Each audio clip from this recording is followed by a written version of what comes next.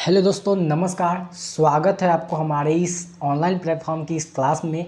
और जैसा कि दोस्तों मैं आपने आपको बताया था कि कल जो क्लास होने वाला था उस कुछ कारणों की वजह से नहीं हो पाया था, जो मैं आज ले रहा हूं। ठीक है, तो मैंने जो बोला था कि जो क्लास लेने वाला था ठोसों में दोष के ऊपर में, ठीक है, वो मैं आज ले रहा हूं दोस्तों। और थोड़ा सा ये पीडीएफ फॉर्मेट में है और आपको अभी जो है वो थोड़ा ऐसा ही फॉर्मेट में मिलेगा कुछ कारणों की वजह से। ठीक है, तो देखिए ठोसों में दोष के बारे में अगर आप पढ़ना चाहें तो आपको सिंपल वे में अगर समझाना चाहूँ तो दोष का मतलब क्या होता है। देखिए ठोसों में दोष जो टॉपिक है ये आपका एक टॉपिक बचा हुआ है, ठीक है, और एक टॉपिक और आपका बचा हुआ है गुण के बारे में, ठोसों में गुण के बारे में।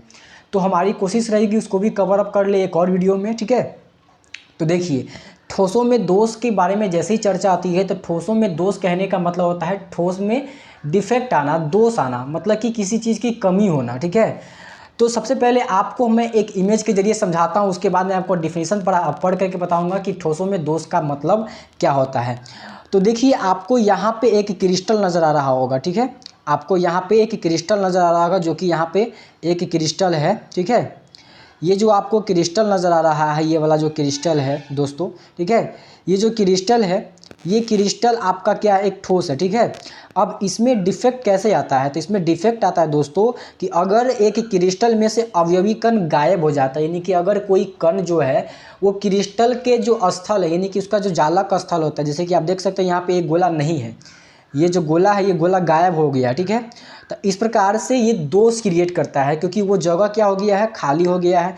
जैसे ही जगह खाली हो जाता है तो उससे उस क्रिस्टल में अनियमितता उत्पन्न होती है। ठीक है, और अगर क्रिस्टल में अनियमितता उत्पन्न होती है उसे दोष के नाम से जाना जाता है। ठीक है, उम्मीद आपको समझ में आ गया होगा इमेज के जरिए। अब आप डेफिनेशन पढ़ सकते हैं और देखिए डेफिनेशन में क्या लिखा हुआ है कि जब किसी क्रिस्टल में अवयवी कण अपने जालक स्थान से गायब हो जाते हैं, यानी कि जालक स्थान जो कण जिस जगह पर रहता है अवस्थित, उसको उसका जालक स्थान कहा जाता है। जैसे आप देख सकते हैं कि यहाँ जो इमेज है, ठीक है, ये जो आपको इमेज दिख रहा है, इसमें जो गोला है, जो गोला जहाँ है वो उसका जालक स्थान कहलाता है। तो ये गोला यहाँ से हट गया है तो जालक स्थान से गायब हो गया है, तो इसे क्रिस्टल में दोष के नाम से जाना जाता है, इसे क्रिस्टल में दोष कहते हैं।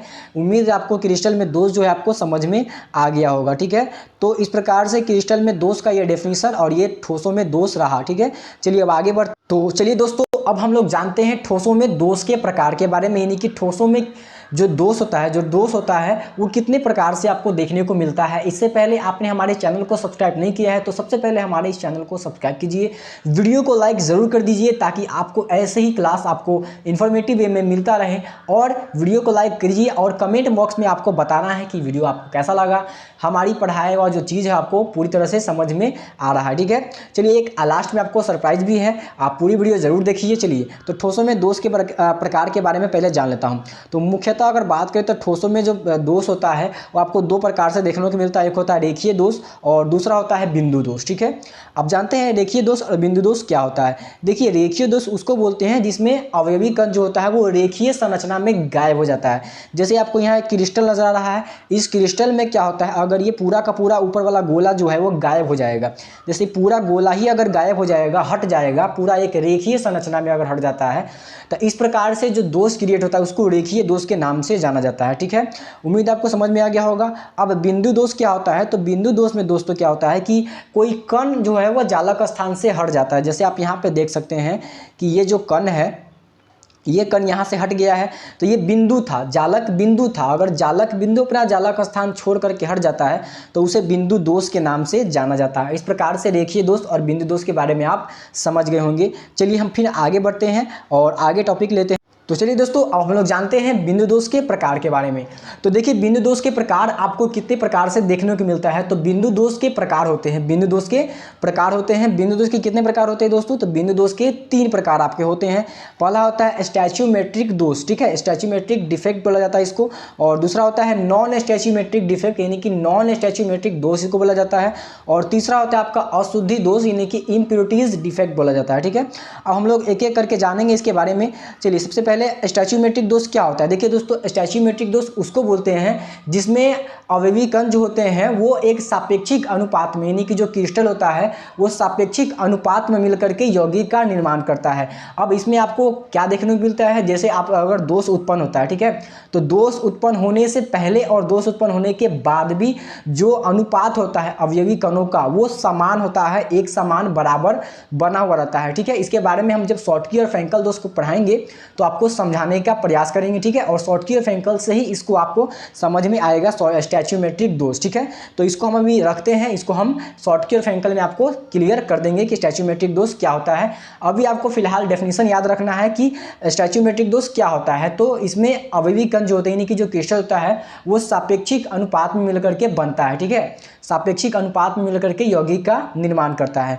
अब आगे बात करते हैं नॉन स्टैच्यूमेट्रिक दोष के बारे में। तो देखिए, नॉन स्टैच्यूमेट्रिक दोष में क्या होता है कि अवयवी कण जो होता है वो क्रिस्टल पर विक्षुब्ध करता है, बाधा डालता है। ठीक है, अवयवी कण जो होते हैं वो क्रिस्टल में बाधा डालते हैं। अब कैसे बाधा डालते हैं इसके बारे में भी हम लोग जब शॉर्टकी और फ्रैंकल दोष के बारे में पढ़ेंगे तो उसमें हम लोग जानेंगे इसके बारे में। ठीक है, और तीसरा होता है आपका अशुद्धि दोष। तो हम क्या करते हैं कि दोस्तों कि क्रिस्टल में कुछ बाहर से अशुद्धियाँ मिला देते हैं तो उसे अशुद्धि दोष के नाम से जाना जाता है। ठीक है, अब हम लोग पहले जानेंगे स्टैच्यूमेट्रिक दोष के बारे में, और नॉन स्टैच्यूमेट्रिक और अशुद्धि दोष के बारे में हम लोग अगले क्लास में जानने का प्रयास करेंगे। ठीक है, सबसे पहले हमारा टारगेट क्या है, स्टैच्यूमेट्रिक दोष के बारे में पढ़ना। ठीक है, चलिए शुरू करते हैं स्टैच्यूमेट्रिक दोष के बारे में। तो देखिए दोस्तों, स्टैच्यूमेट्रिक दोष जो होता है वो आपको चार प्रकार से देखने को मिलता है। पहला होता है रिक्तिका दोष, दूसरा होता है अंतरावकाशी दोष, ठीक है, और आपका जो तीसरा होता है वो होता है शॉर्टकी दोष, और जो चौथा होता है वो होता है फ्रैंकल दोष। तो शॉर्टकी और फ्रैंकल दोष जो है बहुत ज़्यादा इंपॉर्टेंट है आपके एग्जाम के पॉइंट ऑफ व्यू से। इससे एग्जाम में जो है आपसे सवाल पूछा जाता है। सबसे पहले मैं आपको बताऊँगा रिक्तिका दोष और अंतरावकाशी दोष के बारे में। तो देखिए, रिक्तिका दोष क्या होता है। रिक्तिका दोष में दोस्तों क्या होता है कि अवयवी कण जो है वो जालक स्थान से हट जाता है। ठीक है, जब अवयवी कण जो है वो जालक स्थान से हट जाता है, जैसा कि आपको इमेज में यहाँ पे दिख रहा होगा कि यहाँ से कण जो है वो गायब हो गया। ठीक है, तो जैसे ही जालक स्थान से अवयवी कण जो होता है वो हट जाता है तो वहाँ पे रिक्ति क्रिएट होता है, वॉइड क्रिएट होता है, जिसे रिक्तिका दोष के नाम से जाना जाता है। ठीक है, जैसे कि आपको यहाँ पे दिख रहा होगा कि यहाँ से एक कण गायब है, तो वो कण जो गायब है, जिस स्थान से गायब है वहाँ पे रिक्ति बनता है और उसी को बोला जाता है रिक्तिका दोष। ठीक है, अब समझ में आएगा रिक्तिका दोष के बारे में। अब आगे पढ़ते हैं हम लोग अंतरावकाशी दोष के बारे में। देखिए, अंतरावकाशी दोष क्या होता है। तो अंतरावकाशी दोष में क्या होता है दोस्तों कि जो अवयवी कण, एक क्रिस्टल में जो अवयवी कण होते हैं वो जालक स्थान के साथ साथ अंतरावकाशी स्थान पे भी बाहर से आ जाते हैं। तो देखिए, यहाँ पे आपको दिख रहा होगा ब्लू कलर का जो आपको यहाँ पे दिख रहा होगा गोला, ठीक है, वो अंतरावकाशी स्थान पे एक्स्ट्रा बाहर से आ गया है। तो इस प्रकार से जो दोष क्रिएट होता है उसको बोला जाता है क्या,